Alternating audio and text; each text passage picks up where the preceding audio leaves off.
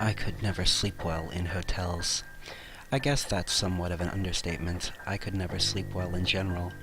But hotels were the worst. Just the thought that the previous occupant of this bed is a total stranger was repulsive in my mind. But that's besides the point. What I'm getting at is how this lack of sleep in hotels changed my life.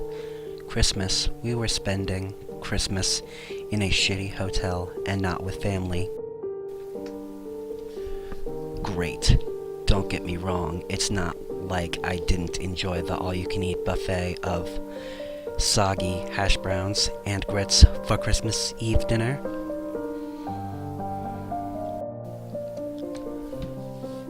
Of course, the first snow of the season had to cancel our flight down to Virginia.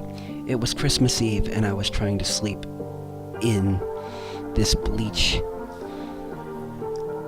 saturated room, my mind wandering to what happened in here for such an excessive amount of bleach to be needed.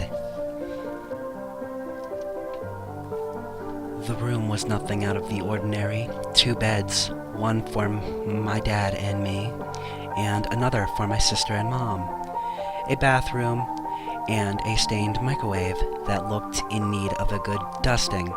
Somehow I escaped the room and the stench of bleach into a dreamless sleep. Waking up, I could tell it was early morning. My dad was next to me, snoring, and he usually wakes up before 4 a.m. That's when it hit me. It's Christmas, and I was about to let this bad fortune ruin my favorite holiday. Looking across the bed at the clock to check the time is when I noticed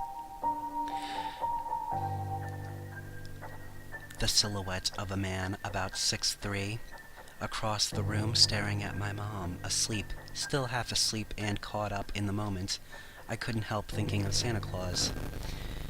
I realized how stupid the thought was, and the horror soon filled my head. I choked back a shriek. I knew I couldn't let him see me awake, so I quietly put my head back down, pretending to sleep. My mind was racing. Someone was in my room, and I couldn't do anything. I was a scrawny 16-year-old. This guy looked built like an ox. I wondered if I could wake my dad up in time, but I knew that wouldn't work. He slept like a rock. A bucket of water couldn't get him up fast enough. I was practically in tears. I never felt so helpless. For a second time, I choked back a scream. He was standing right next to me, and I could feel and hear his repulsive breath on my face. It smelled like he had been eating rotten meat for a week now, with no thought to brush his teeth. If he didn't know I was awake, surely he did now. Seeing my face was contorted in fear. The breathing stopped, and I couldn't help the sigh of relief. I would have kicked myself, but there was no need. I heard the room door open and close. I launched out of bed. Nothing in the room was in disarray, and my family was still asleep. That couldn't have been a dream. I wouldn't have imagined it. Feeling awake as ever, a horrible idea popped into my head, and before I could push it away, I was pulling the door open. Glancing back to the door in order to memorize the room number, I saw the giant spray-painted black X on the door. Had I seen this without the prior experience, I probably would have thought it was just some stupid kids. But I knew better, but not enough to know what it was for. My heart skipped a beat. There he was, turning the corner at the end of the hall. Why am I doing this? I asked myself, as I tailed him down to the parking lot. He was nowhere in sight. One moment, he's walking out of the lobby. The next, he's gone. Realizing how cold it is, outside in paper-thin pajamas, I returned to the lobby, where no one was around. Strange. I could swear there's usually a night person The adrenaline wearing off, I realized how stupid and rash my actions had been. He could have killed me. I cursed myself back up the stairs, and I knew something was wrong when I got to my floor.